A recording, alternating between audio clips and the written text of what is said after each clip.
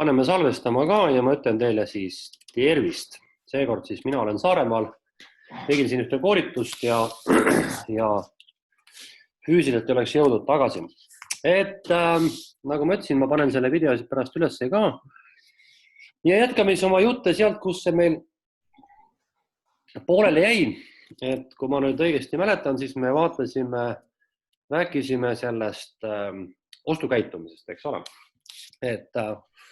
Mul on siin, kasutan ühte sellist pilti, mis ei ole minu välja mõeldud, mille ma avastasin kunagi, kui ma uurisin natukese üldse siis sellist inimkäitumise põhjuseid.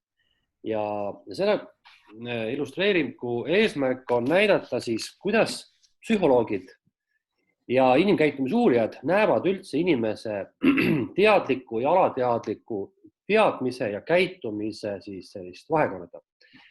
Kõik see, mis jääb siia veepinna peale, seda nimetatakse teadlikuks käitumiseks ja teadlikuks teadmiseks.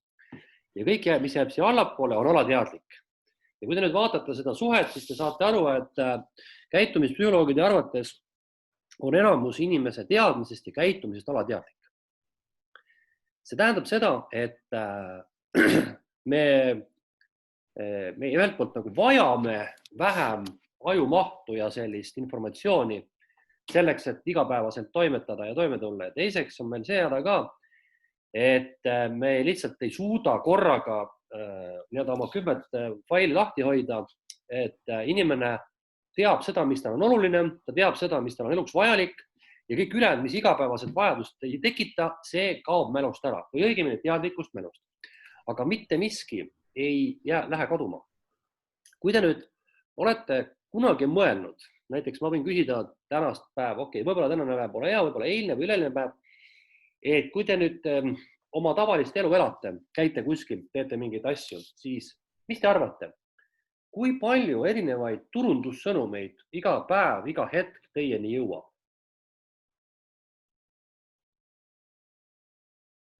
Mis te arvate?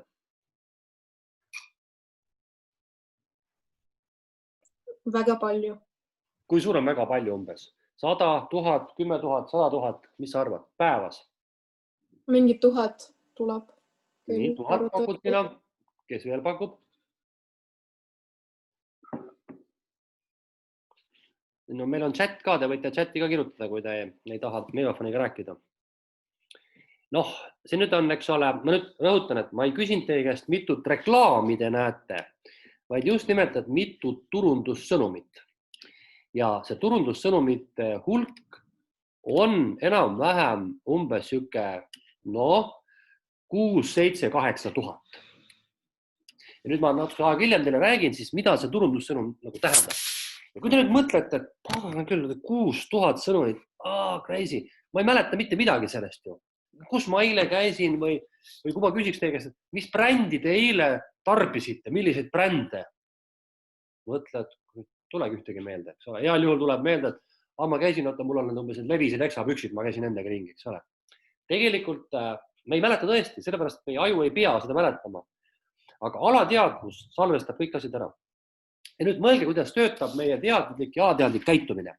No kõigepealt on just see, eks ole, et me see nii-öelda aju salvestab kogu selle informatsiooni, aga te olete kindlasti saate aru, et midagi, mida te näete või kogete hästi vähest aega, see jääb ka hästi kehvasti meelde. Või see ununeb ära, eks ole ju.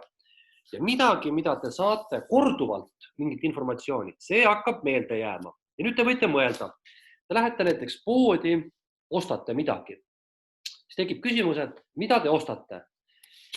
Ja eneselegi tegelikult teadlikult teadvustamata te lähete ja ostate neid kaupu ja tarbite neid teenuseid ja neid brände, millede kohta teil on ajus olemas mingisugune informatsioon. Esiteks välistab inimene tavalises tarbimises peaaegu alati sellise toote-teenuse, mida ta üldse pole varem näinud. See jääb kohe kõrvale. Nii. Järgmiseks tekivad siis tooted, mida ta rohkem mäletab ja vähem mäletab. Ja nüüd need, mida sa vähem mäletad, need on ka järjekorras siis kõige esimesed, mis ära pannakse. Ja tavaliselt igapäeva tarbimises me valime neid tooted-teenuseid, mida me kõige rohkem mäletame. Me ei tea, miks meid mäletame ja me ei mäleta, kus meid mäletame, aga me teame, et me oleme kuskil neid näinud. Need tooted istuvad siin all alateadvusse meil, need teadmised, brändid. Ja meie siis nii-öelda see see aju õigel hetkel avastab, kuule, siin on see toode, sa midagi sellest tead, läks lahti, eks ole. Ja nüüd kujutate ette, mida turundus meiega teeb. Turundus teeb seda, et ta püüab meie alateadvust kogu aeg toppida siin alateadvusesse kogu aeg mingisugust informatsiooni mingitest brändidest, mingitest toodest, mingitest teenustest. Sest mida rohkem me oleme seda toodet teenust näinud, katsunud, tundnud, maitsnud, kompinud, mis iganes teinud, seda suurem on tõenäosus, et me poes või kus iganes tarbime esmajärjekorras just seda toodet. Eks ole?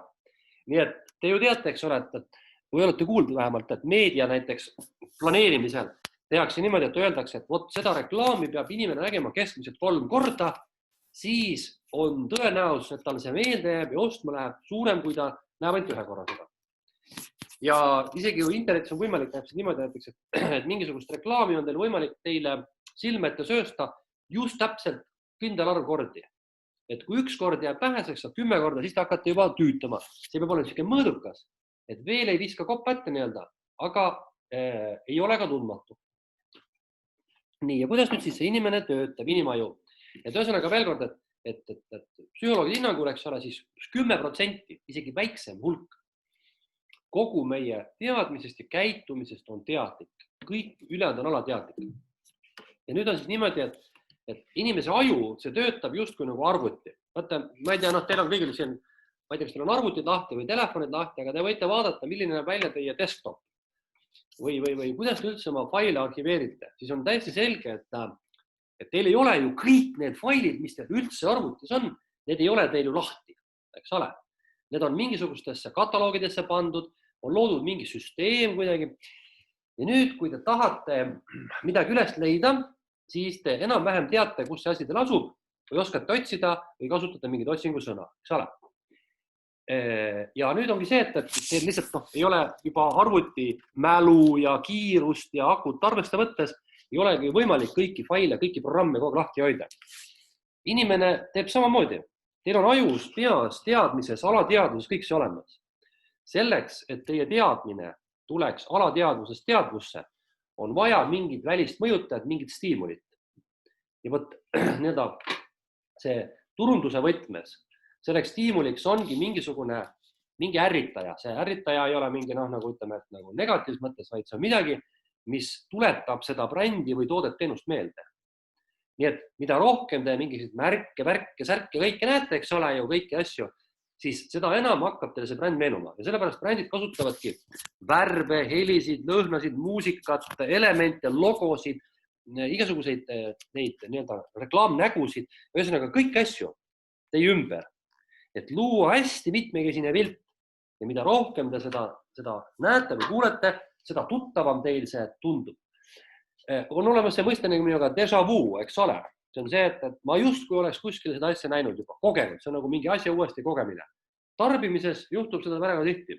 Te lähete midagi tarbima ja kuskil nagu see asja ei ole näinud. See, mis te näinud olete, ongi teie reklaam või see ei ole üldse teie, pole ise tarbinud seda, aga teile tundub see tuttav. See ongi see eesmärk, mida just nimelt need turundajad siis tahavad, et me teeksime. Nüüd, kui me vaatame korra, mis üldse mõjutab tarbijate ostuotsuseid, siis nendest tohutult palju, nagu ma ütlen, on selline alateadlik ehk tegelikult automaatne käitumine. Ja tegelikult neid asju, mis mõjutavad teie ostukäitumist, on pagar kui palju. Vaatame siin, ma olen siin pannud mingisuguse hulga asju. Nii, vaatame kõigepealt, hirm. Kas te oskate mulle öelda, kuidas hirm mõjutab teie käitumist? Kas oskate reaalselt näite tuua?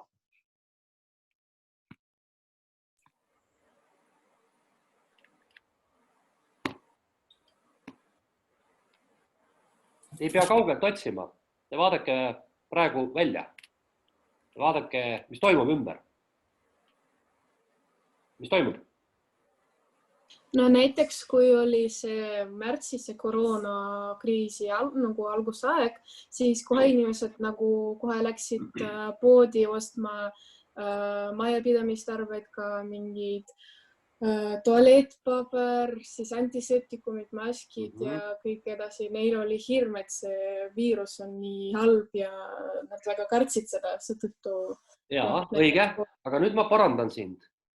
See on nüüd see näide, kus hirm ei pane mitte tualettpaberit ostma, vaid hirm paneb maske ostma. Ja just maski. Jah. Et see, et te läksite ostma hambapastat ja WC-paberit, te läksite ostma, vaadake siin reas, massipsühhoosi tõttu. No ja massipsühhoos, aga antiseptikumid ja maskid. Hirm on see, et ja kuidas seda genereeritakse. Teatab mingi tüüp telekas, et nüüd on siuke lugu, on niisugune viirus, kui te käsi ei pese, siis te jääte haigeks ja surete ära. Kui te maski ei kanna, siis te jääte haigeks, surete ära. Inimesed kardavad, täitsa äkki, ma suren ära ja hakatakse uskuma, minnakse ja ostetakse. Ja nüüd tuleb näiteks, võtame mulle siin praegu pildiga Meiko, Kristi ja Elerin ees. Oletame näiteks, et Meiko ja Kristi on selgelt kardavad. Nii. Nüüd Elerin, sabi, ei pane maski ette. Siis tegelikult Kristi ja Meiko teevad niukse kuradi peapesu Elerin, kuidas sa käitud vastupidiselt, eks ole ju. Ja lõpuks Elerin hakkab kartma, et kurat tõesti, et tule, mis värk on ja pärast on vastu tatti ka ja lähed ta tarbib. Igasugused, kuidas valitsused, kuidas ütleme, kuidas ka, igasugune sükene, kõikide ravimite, kõik asjade müük on jube hästi hirmu peale töötab. Me usume sellepärast, et kui kõik niimoodi räägivad, kui targad inimesed nii räägivad, see peab niimoodi olema ja see ei saa ju teisiti olla, eks ole. Ja ega tegelikult ju vahel pole ka vale tõepoolest, eks ole, see statistika on õige, keegi suri ära, keegi juhtus mingi teine asi, eks ole, aga see töötab jube hästi, hirm töötab jube hästi ja ta töötab nii siis, näed, parim kaitse viiruste vastu, Tamreks on nõus kadast välja, et vaatame mängu, eks ole, oli tõesti. Ma lugesin ka, et peab hakkama kohe kindlasti maski kandma, eks ole ju. Et kui te vaatate, siis just nimelt selliste hirmust genereeritud asjade või sündmuste hirmus inimesed hakkavad tarbima samal ajal isegi mõtlemata, kas see töötab, kas see on vajalik, kas see aitab mind, iganes. Sa ei mõtle, sest siin aitab kaasa see ühiskonna surve ja massipsühhoos. Järgmine on soov kuuluda. Me oleme sotsiaalsed olendid, ma rääkisin teile sellest kuidas selle siis sotsiaalsete aspektide mõjust meie ostukäitumisele. Me tahame kuuluda kuskile. Meie sellest Maslow püramiidis on ka see kuuluvusvajadus on sees, eks ole. Ja see on hästi paljudes motivatsiooniteooriates, et mis motiveerib inimest üldse elama, toimetama, olema, on just kuuluvus. Kuuluvus võib tähendada kuuluvust mingisse gruppi. Näiteks ütleme, töökollektiiv, sõbrad, eks ole, mida iganes. Kuuluvus võib tähendada mingisugusesse sotsiaalsesse staatusesse. Ma tahan näidata, et ma olen edukas, rikas või ma tahan näidata, et ma olen õudselt keskkonnateadlik või ma olen, ütleme, ma ei tea, mingi spordimees, eks ole. Soov võib võib tähendada ka mingisugust, eks ole, sellist, ütleme, omaksvõttu. Näiteks, et kui ma nüüd töötan mingis organisatsioonis, siis kui ma olen liiga teistmoodi, siis mind justkui ei võeta omaks, eks ole, sest vaadake, mingites sellistes, kuidas ma ütlen, mingites teatud liiki organisatsioonides on teatud, kuidas nimetakse need, stampmõtlemine või sellised mudelmõtlemine, et millised need organisatsioonid on, millised inimene seal töötab, kes seda töötab, mida välja näeb nägema, eks ole ju. Ülikool on ju ka, olete nõus, et ülikool on suhteliselt konservatiivne asutus, et mina oma kollase pusaga ilmselt olen väga mitte ülikoolilik töötaja. Aga ma ei ole probleeme ka seadnud, et mul ei ole vajadust, et keegi mind omaks võtab, kui ei võtta, siis on süüdi, eks ole. Aga soov kuuluda on väga selge põhjendus ja see tähendab seda, et me ju, ütleme niimoodi, et pool rohkem, ma arvan raudselt rohkem meie sellest tegutsemisest ja tegudest ja otsustest, et soov kuuluda ja tahet kuskil kuuluda, me teostame seda läbi materiaalsete asjade, läbi nähtavate asjade. Me tarbime, isegi võib-olla me tarbime ka teenuseid, aga ütleme nii, et läbi tarbimiseks. Tooted, teenused, millega me ennast identifitseerime ja kõik teie ilmselt tarbite mingil moel sedapidi, et te näitate mingit kuuluvust.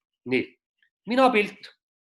See on see, mis ma rääkisin, et inimene vaatab peeglisse ja ta mõtleb, et pagan, et ma tahan olla selline inimene, sportlik või ilus või tark või trenditeadlik või keskkonnateadlik või jumal teab, need mina pilt on toodud palju, eks ole. Mõte on selles, et me loome endast mingi kuvandi ja meie tarbimine ju tegelikult on vahetult seotud meie minapildiga ja isegi ütleme nii, et ta kujundab peaasjalikult seda minapilti. Kas me tarbime palju vähe, seda odavat kallistades.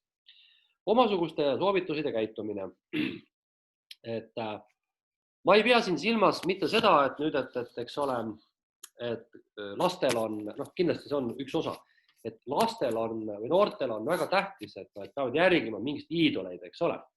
Nüüd tegelikult, kui te nüüd võtate oma elu, kus te elate, siis me kõik elame mingisuguses sellises sotsiaalses mingis kihis, eks ole ju.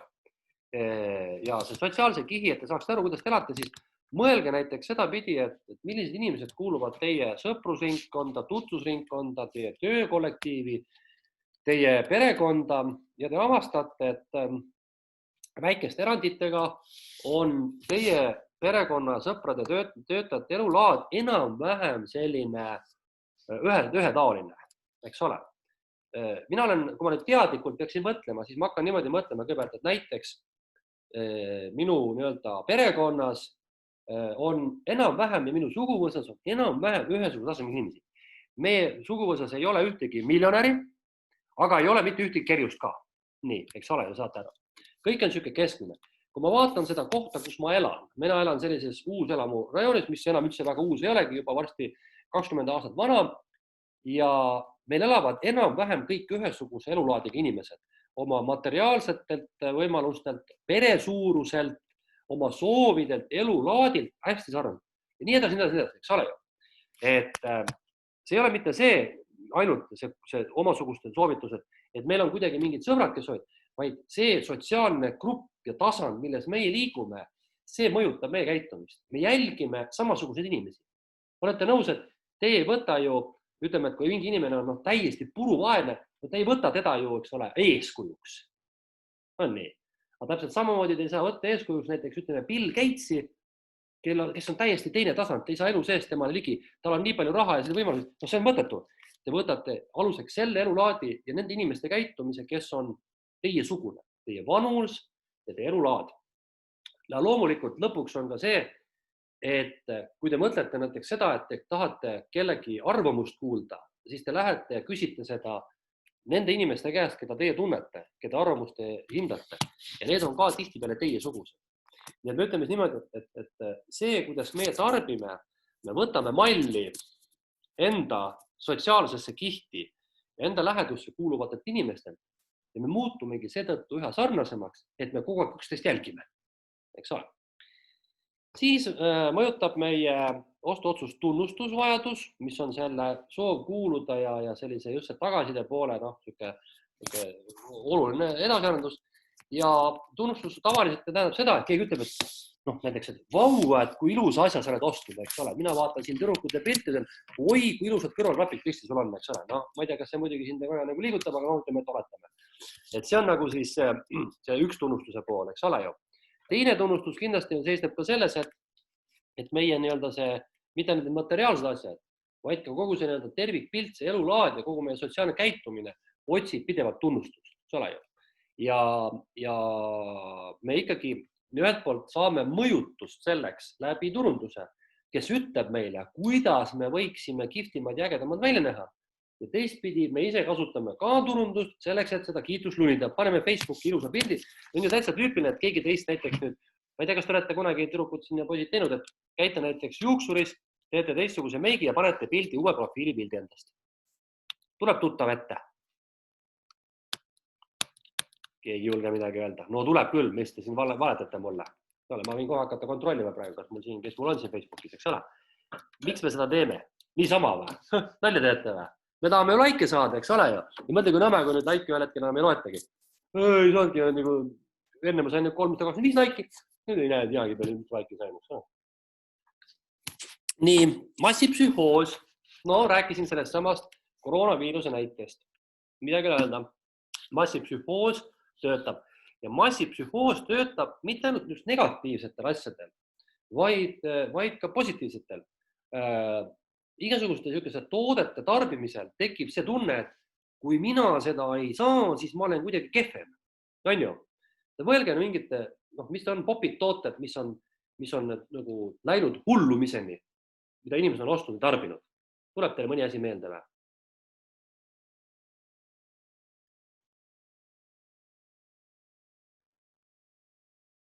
No Pokemoni mäng oli hullus, on ju.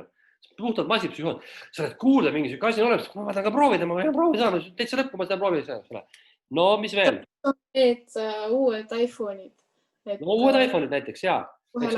Et sa kardad nagu maha jääda ja mida rohkem inimesi sellest hullusest saab osaks, seda rohkem inimesi tahab seda saada, eks ole. Lähevad kell 3 öösel järjekorda, et osta seda iPhone'i. Muuseas, Eestis ja Euroopas enam ei ole, aga Aasias on siiamaani. Nii. Siis mina mäletan nooruspõlvest on igasugused asjad, playerid, igasugused, mis veel, mingid videomakid, ma ei tea, mingid nätsud, teksad, need on kogu aeg mingid asju, eks ole ju. Ja kui sa mõtled, et miks sa seda asja tahad, siis sa tahad seda sellepärast, et kõik seda tahavad. Sa kardad just nagu maha jääda, eks ole. Ja see massipsühhoos töötab nagu jällegi hästi erinevate nurkade. Igasugused väärettekulutused. Ma lugesin mis ta mingi on siis, Martin Lindströmi raamatut, mida ma teile siin soovitasin, seal oli üks, igast lugusid on seal hästi lahedad ja siis ta seal toob välja nagu seda kosmeetikatööstuse nagu trikitamist. Siis kõige paremini töötavad sellised reklaamid, kus kasutatakse mingisuguseid kindlaid sümboleid, tekitades inimesele sellise ettekujutuse ja luues assotsiatsioone, et see ongi see parim. Näiteks kasutada veepudelitel puhaste mägede ja liustike pilte. On ju niimoodi. Mis arvamus meil jääb nüüd sellest veest? Hea vesi. See on liustikelt tuludel, on ju? Tuhkagi ta tegelikult on, eks ole? Või näiteks, et kosmeetikatööstus, kuidas loob mingisuguse kujutelma, et selles kreemis on midagi enneolematult vinget sees ja selle kreemi tarvitamine aitab veel midagi paremaks. Ja kuna me ei saa neid asju kontrollida, siis see tähendabki seda, et meil tekib see ettekujutus, et mingi asi peab midagi tegema, kui ta nii hea ja kallis on, küll ta siis teeb ka. Et selles Martin Lindströmi raamatus on räägitud ühest, ma jälle siin nüüd olen mitmel korral seda saanud. No mis nüüd siis on? Mul läheb siin hästi. Et ma olen saanud Martin Lindströmi raamatust ühe idee, mida ma siin tutvustanud olen. Paistab, et keegi ei tea. Kas te teate sellist brändi? Olete kuulnud sellist brändi või? Tüdrukud? Meigo kindlasti ei tea. Me ei näe praegu, mis sa näitab meile. Sa ei näegi? Oi. Ja ei näe. Nii, nüüd ma näete. Kohe. Sükest brändi teate? Jab, väga kalli.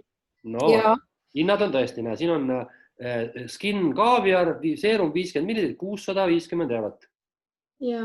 Isegi ühe kreemi saab 700 euroga, näed sa. Mõni on jumala muidu 219, pühva just nii odavalt antakse. Ja siis Martin Lindström räägib ühe loo, kuidas see sama firma, see Laprail, tegi mingisuguse kreemi, mille siis koostisesse kuulub mingisuguse õunapuu õunaseemned. Et need õunapud kasvavad umbes ainult Šveitsi alpidel. Need on 3 õunapuud üldse järgi ja siis selles õunapuu, sellest võetakse seeme ja siis selle seemned kasutatakse kreemis. Nii. Noh, mis on siin see probleem? Probleem on selles, et tarbija saab aru, et kui midagi on nii rariteetset ja kui midagi on nii haruldast ja midagi on nii kallist, siis see peab olema väga hea. On ju niimoodi?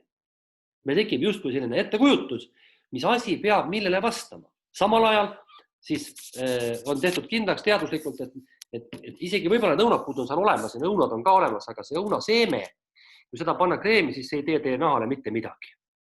See ei aita mitte midagi teha, saate aru. See on puhas trikk.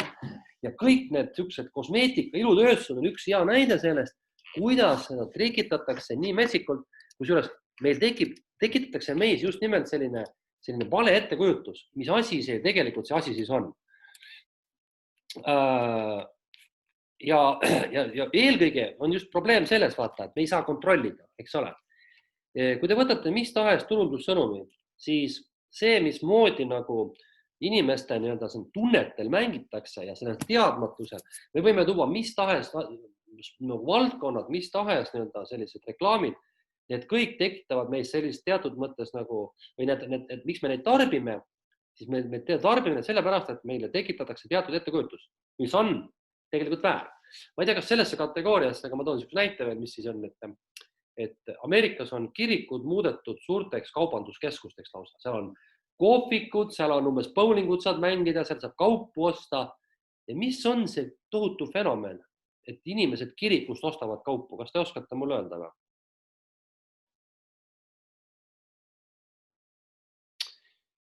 Selle on Jumal puudutanud. Mõelge selle peale, kirikus müüakse neid riste, mida saab kaela panna, on ju niimoodi. Kas teilgi tekib tunne, et kui ma ostan selle risti kirikus, siis on palju erilisem, kui ma ostan selle risti tänavakaupmehe käest? Tekib siuke tunne? Palju ta tekib ikka, on ju? See on midagi, kuud seda, see on ikka, või sa lähed, võtad kirikust näiteks püha vett. Sõbrad, tegelikult tuleb see vesi kraanist ju või kaevust. Kuidas ta saab nüüd püha olla, eks ole? Meil on lihtsalt ettekujutus, et mingid asjad on sellised, eks ole?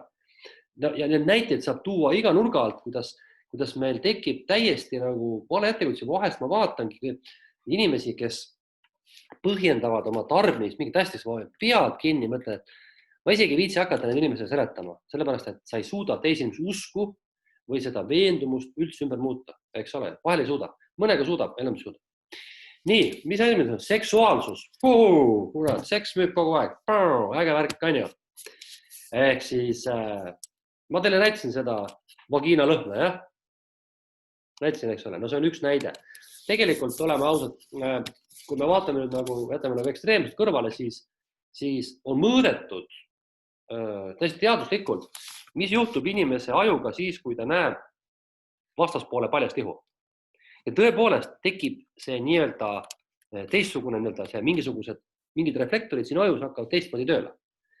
See on nii, kui me niikuinii näeksime teist inimest õhemalt riides või suusa paljana, eks ole ju. Ja millest siis reklaam nagu teistpidi on, eks ole. Nüüd, see on tegelikult vaieldav küsimus. Kas seks müüb paremini kui mitte seks? Probleem võib tekkida selles, et kujutades inimkeha ja alasti või vapimaal riides inimkeha reklaami eesmärgil, siis võib tekkida see probleem, et inimesele jääb meelde see seksikas keha, aga toodet meelde ei jää. See on see kõige suurem maht. Aga samal ajal ikkagi jällegi ütleme niimoodi, et mismoodi turundus on meiega käitunud ja mis on ilmselt ka, me arvame, et see on normaalne, aga võib-olla ei ole ka, on mingid tooted, mida me ei kujutagi ette, et neid võiks reklaamida kuidagi teisiti. Eks ole? No näiteks, ma võtan siit nüüd jälle lahti, ma siin, ei, seda ei ole see. Ma kohe siit võtan ühe mõttekese.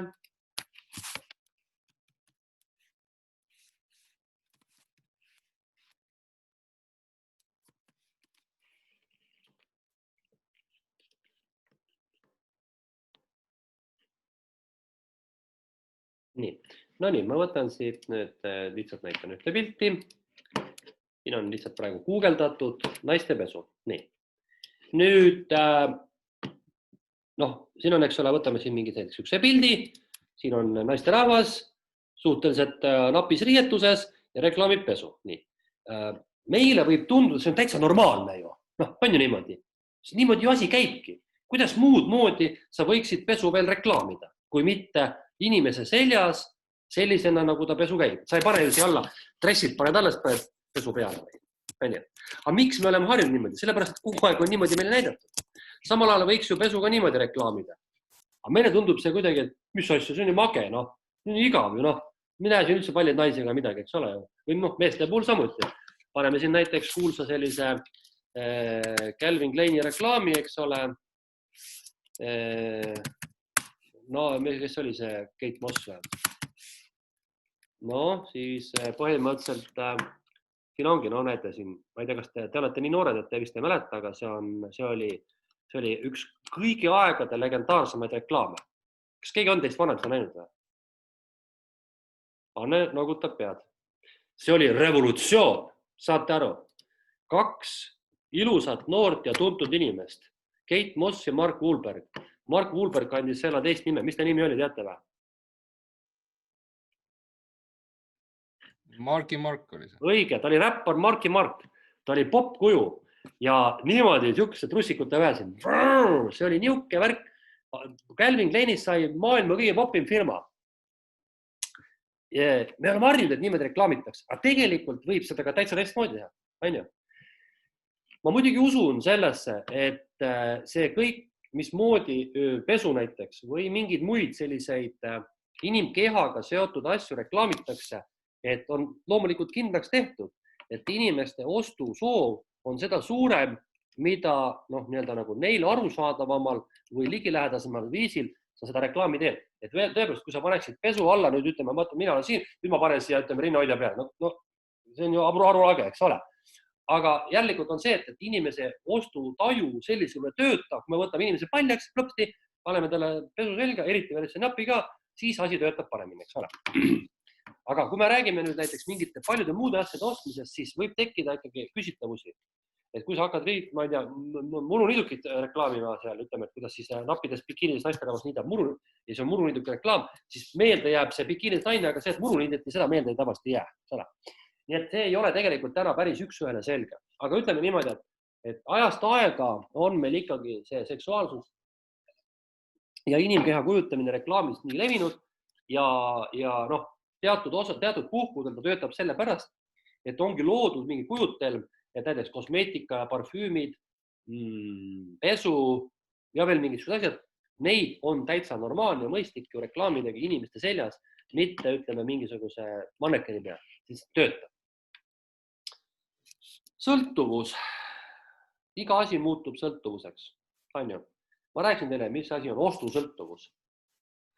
Ei rääkinud. Et ostusõltlase tunnuseks on see, et ta saab naudingu ostlemisest. See asi, mida ta ostab, see pole üldse oluline. Ja ta ei kavatse elu sees neid asju ka tegelikult kandega kasutada. Lihtsalt see protsess, kuidas ma saan asju katsuda, kuidas ma käin mööda poode, kuidas müüjad minuga tegelevad, see kõik tekitab inimeses sellise heaolutunde ja tõeline ostusõltlane, nüüd te võite mõelda, kas te olete ostusõltlane, te ei ole ostusõltlane siis klassikas mõttes, kui te ostate palju asju, aga kannate neid kõiki asju. Te olete ostusõltlane siis, kui te ostate asju, aga te ei kavatse mitte kunagi neid kanda. See on nagu alkoholiga, et on olemas alkoholi liigtarvitajad ja on olemas alkoholisõltlased, eks ole, siis ostmisega on sama lugu, et kui te ostate palju, siis te olete liigostja, ütleme niimoodi, ostate liiga palju. Kui te aga neid asju elu sees ka ei kavatse kasutada, no siis te olete põhimõtteliselt ostusõltlane. Nüüd üleüldse tegelikult sõltuvus, ühelt poolt ostusõltuvus, teiselt poolt sõltuvus mingisugustest, no ma ei tea, inimesed sautuvad sõltuvusse lõhnadest, maitsetest, asjadest, tunnetest. Keegi näiteks on kultuurisõltlane. Kas siuke inimene võib olla näiteks? Vabalt. Ta peab kõik kontserdid, filmid, kõik ära nägema, näiteks oletame, eks ole, kõikide teatrietendustel käima. See tekib sõltuvus. Spordisõltuvus. Mina olen üks kõva sõltlane. Ma olen spordisõltlane, ma olen kui täiega. Mul hakkavad käed värisema, kui ma pole saanud tükki aega midagi liigutada, eks ole ju.